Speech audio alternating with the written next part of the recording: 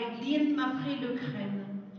Bien, à présent, j'ai le choix de faire soit le rôle des associations dans la préservation et la défense de la mémoire, parcours d'engagement associatif, ou alors je passe la parole au vécu. Oh, je trace quand même quelques lignes sur notre travail. L'association CEP-CAFI, c'est-à-dire le collectif des Eurasiens pour la préservation du CAFI. Alors, je suis avec mes amis, donc il y a Henri Caz, qui est ici présent. Albert n'est pas là? Bon, il revient.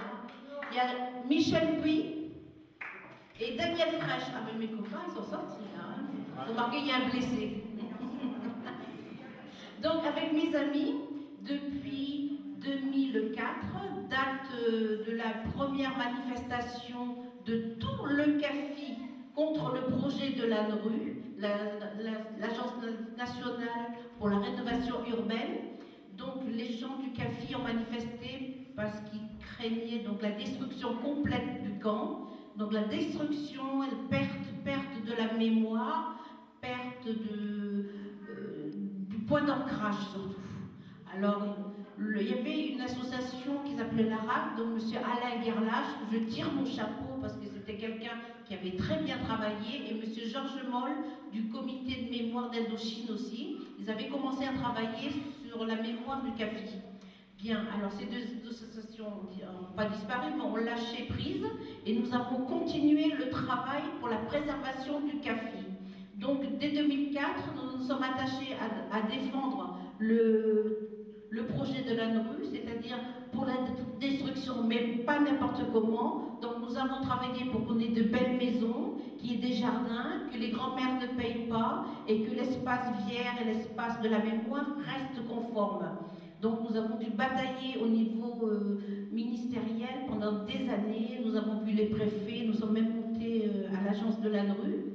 Bon, nous avons gagné sur le terrain de la rénovation. Ensuite, nous avons continué sur la mémoire. Alors là, c'était un très très gros problème, l'espace mémoire. Bon, ça a duré 5 ans, mais c'était toujours en attente.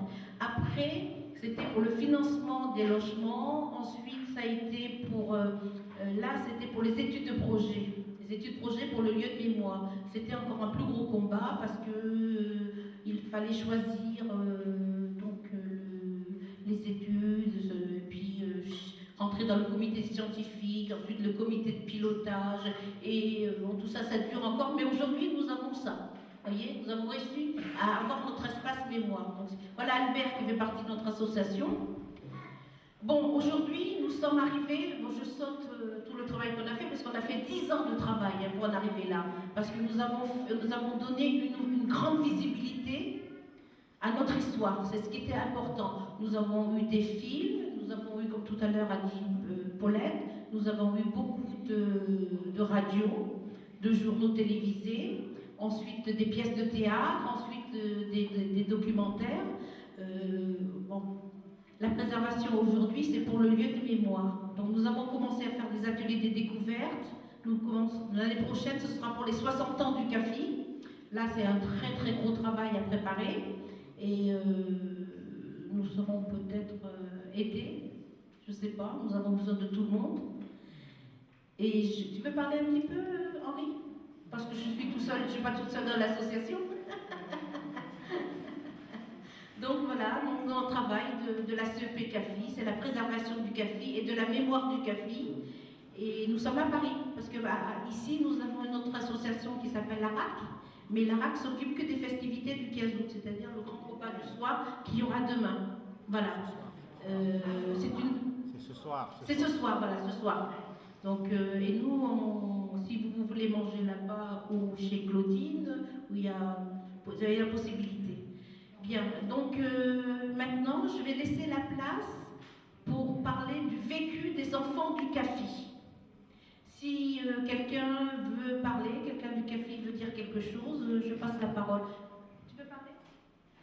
Je passe la parole à Henri Caz. Ensuite, si quelqu'un veut parler.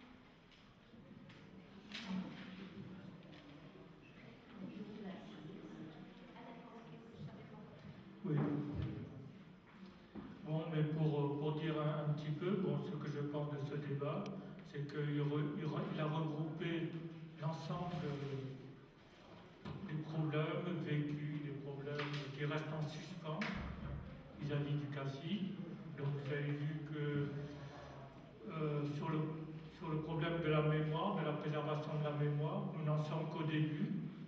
Il ne tient qu'à l'ensemble des gens qui se sentent impliqués, qui se sentent motivés de participer à notre action pour sauver cette mémoire, parce que c'est encore très fragile.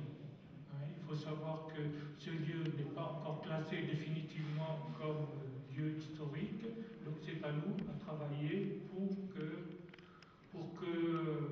ce soit reconnu, que ce soit un lieu de mémoire qui soit digne d'abord.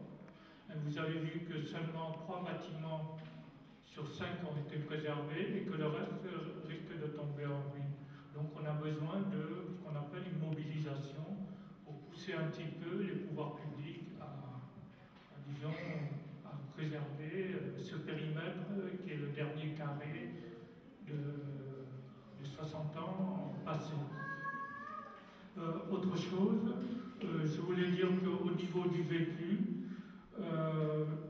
nous avons tous des vécus différents, donc nous avons tous des perceptions différentes de ce que nous avons vécu. Donc, je dirais mon opinion personnelle vis-à-vis de ce que j'ai entendu tout à l'heure. Je crains que, au niveau des gens qui n'ont pas vécu au CAFI, qui sont nos amis, comme Paulette, comme Dominique, qui sont des amis de longue date. Donc ceux qui n'ont pas vécu, ils ont peut-être une vision un peu extérieure. Un peu extérieure. Donc je ne reproche pas, mais je tiens à souligner un petit détail, si vous voulez, qui m'a interpellé. C'est la façon de présenter la première génération du CAFI d'une façon un petit peu, comme Dominique a dit tout à l'heure, ils ont le côté négatif des Français et le côté négatif des Vietnamiens. Or, c'est un peu, à mon avis, c'est un peu schématisé. C'est un peu schématisé. Moi-même, j'ai vécu, disons, l'exil avec mes parents. Nous sommes montés dans un même bateau et j'avais un certain âge.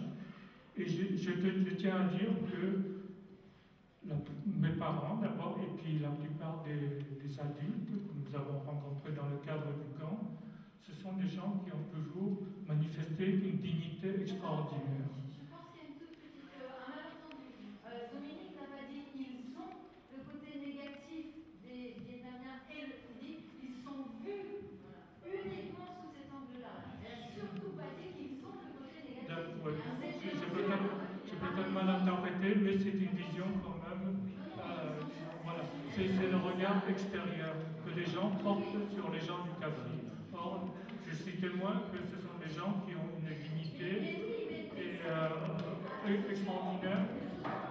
Dominique a dit qu'ils ont été perçus par les Français comme ayant le côté négatif français et ils ont été perçus par les Vietnamiens. Elle n'a jamais dit ils ont le côté négatif. Attention, jamais de la vie. De l'extérieur, on a compris ça, on n'a pas compris.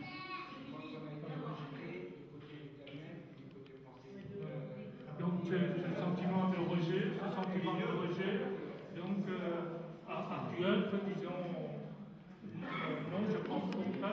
Ils ont trouvé dans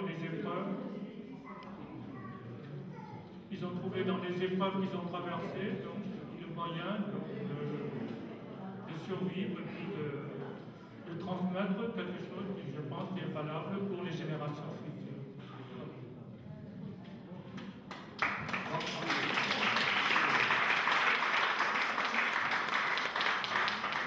Ce que dit Henri, je pense que ça reflète pas mal des enfants de ma génération, des générations de Henri, c'est qu'on ressent d'un côté, rejeté une partie par les Vietnamiens et ensuite de l'autre côté par la France. Mais malgré cela, il faut savoir que la majorité des enfants du CAFI sont intégrés. Malgré cela. Parce qu'ils ont la volonté, et grâce, il faut dire, de l'éducation que nos parents nous ont éduqués, de sorte que pour sortir de ce piège, c'est de travailler à l'école, de réussir à l'école, et c'est le seul moyen pour leur montrer que nous sommes Français comme les autres. Et ça, c'est pour ça que moi, personnellement, quand on rentrait dans l'association, c'est aussi de rendre hommage à nos parents. Parce que grâce à elles, hein, surtout les femmes vietnamiennes, elles sont très fortes là-dedans, parce qu'elles réussissent à nous élever à un tel niveau de dire que l'intégration, c'est le seul moyen. Sortir de ce camp, c'est le seul moyen pour pouvoir, par la suite, voir la réussite. Parce qu'il faut savoir que beaucoup de nos enfants, enfin les enfants de ma génération, réussissent grâce à l'école. Et ça, je vous dis que vraiment, c'est une chose que nous ne pouvons pas oublier. Et c'est pour ça que la façon de rendre cet hommage à nos parents, c'est très fort. C'est très fort chez les enfants de notre génération. Et souvent, bon, les gens nous reprochent un peu de dire vous calquez toujours sur votre souvenir, votre ramassage d'haricots, votre truc, mais c'est pas ça pour nous. Pour nous, c'est plus fort que ça parce que l'éducation des enfants par nos parents, c'est quelque chose de très important. Et c'est pour ça que, bon voilà, je voulais compléter un peu ce que disait Henri. Oui.